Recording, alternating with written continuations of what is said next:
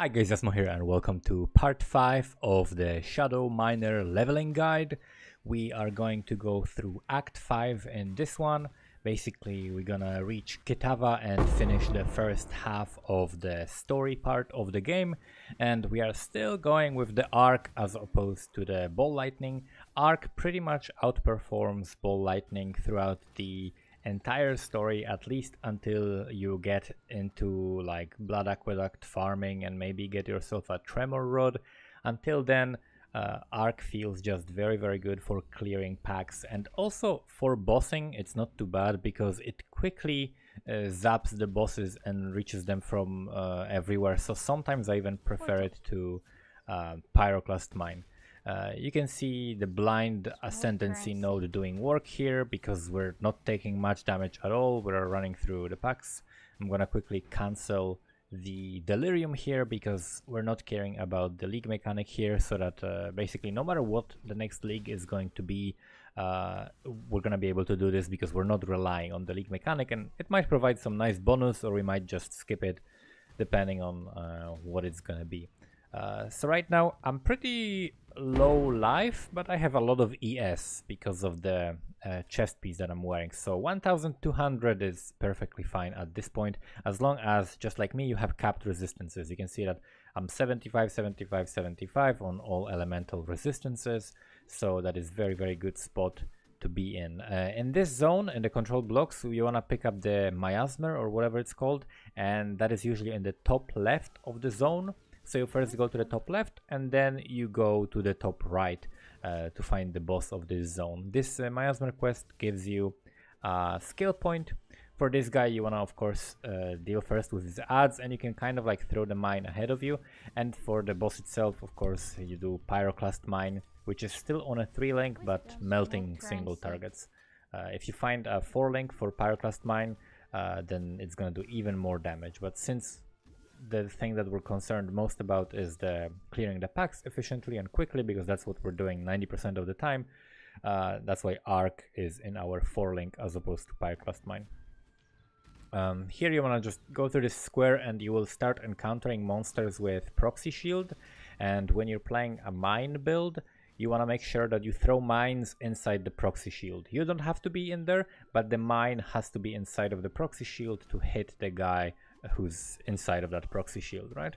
So it's important where the mine is, not where you are, and that's with all proxy shields, pretty much no matter what mine skill you are using, as long as it's like a projectile or something like that that hits from the outside.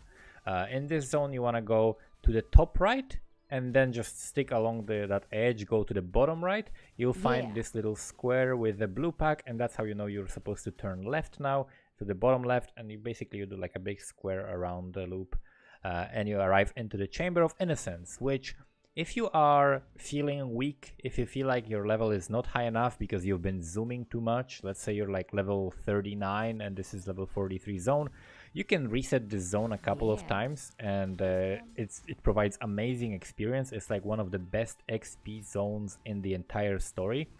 There are just so many blue packs and so many monsters, such a big zone that you just go through very easily, and just keep gaining insane amounts of XP. So I definitely recommend doing that until you feel comfortable progressing. Maybe you need to get some extra gear, maybe your resistances are lacking, maybe you're really low level, so do that and then fight the Innocence. You basically will have no trouble at all because you're equipped with Pyroclast Mine, which is one of the most busted skills, if not the most busted skill for a single target in the story part of the game. So just make sure to pre-stack him as much as you can with the Pyroclast Mine, and then when he pops out of phase, as you can see right here, he's just gonna get instantly phased and you don't have to worry about dodging any mechanics or anything like that. So it's extremely easy fight in terms of killing bosses with this character. Miner is just like cheating for bosses. Yeah, like he hardly used, like he resurrected I mean he made a statue dude, but that dude didn't even get to make one step. The boss got instantly phased as well. I'm also while I was running the Chamber of Innocence, I reset the zone. I went to town and picked up my Onslaught flask, and you can see right now I found a hybrid flask. I have Quicksilver. If you can get Adrenaline of it, that's amazing. On it, that's amazing. Onslaught Flask is very useful. It gives you the extra movement speed. I think it also might give Mind Throwing speed. It's just very good to have that at all times. And then I also have Enduring Mana Flask, which is amazing. Enduring Flask on mana is something you really want as a miner. And also I upgraded my Life Flask. This might be Instant Flask, and then I put Staunching, which is bleed removal, in the Menagerie again. That's why you want to make sure you kill some beasts like while you're leveling, so that you have enough beasts to craft the flask whenever you need for the bleed immunity. We just face this guy instantly. It's just ridiculous how much damage Pyroclast mines do.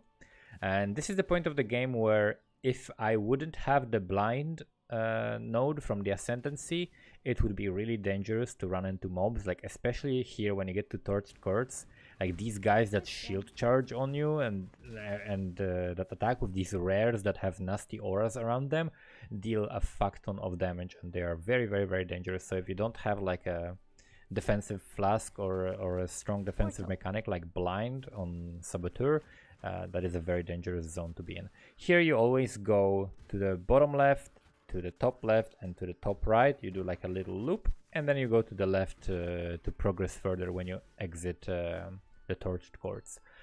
What you want to do is pick up this waypoint and do the ossuary.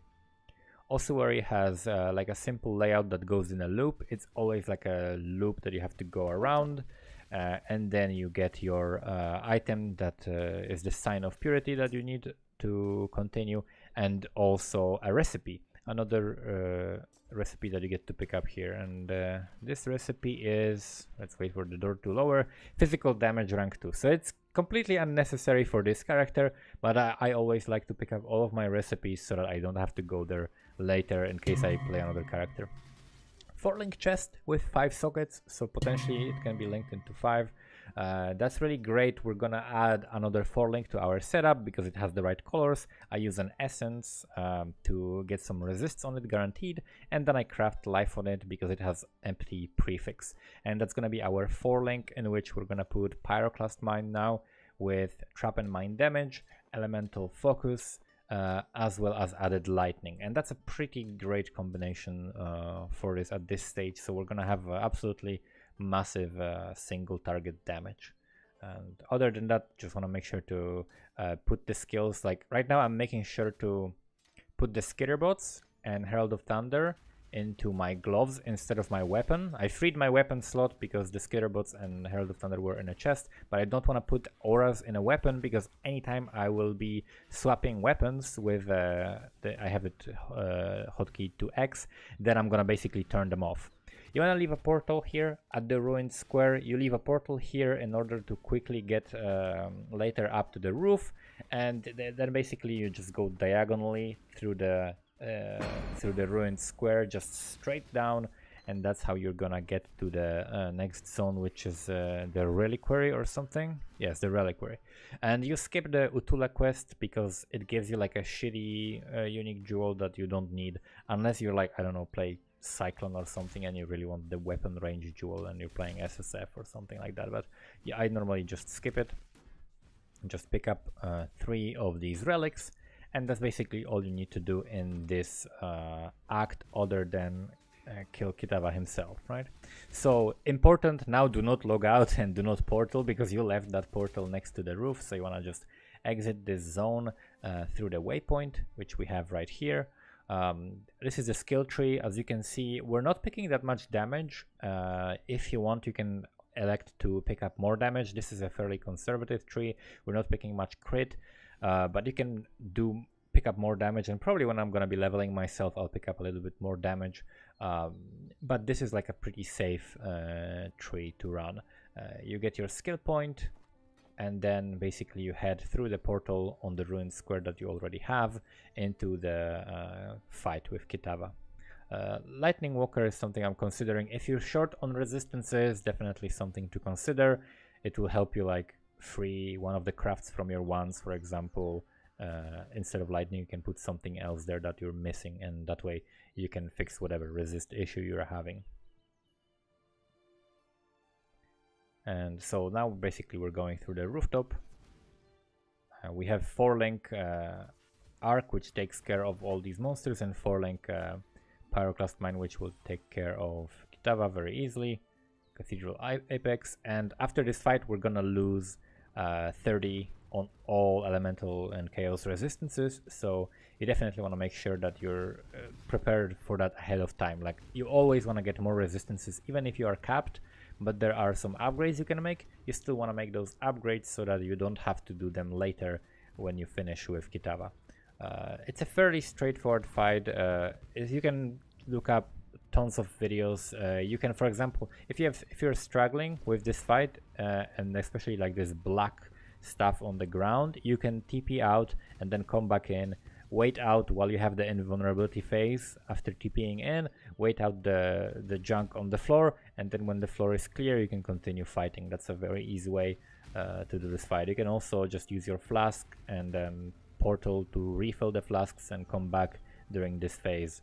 It's very, very easy. And then you pre-stack the heart as well, deal a lot of damage to it, and I think that's gonna be the last phase here, and we're gonna be done with it. And that's basically Act 5. Very short, one of the shortest acts, and probably we're gonna proceed to going like multiple acts per video next, because our character is not needing that much attention anymore. Basically, you want to be at this point just running and picking up rare items that fit what you want to be doing, like your sockets and things like that, and just identifying them on the go. If there's an upgrade, you upgrade. If not, you don't, and then you proceed just until you get to the blood aqueducts, pretty much. So that's it for this video. Thank you guys for watching, and see you next time.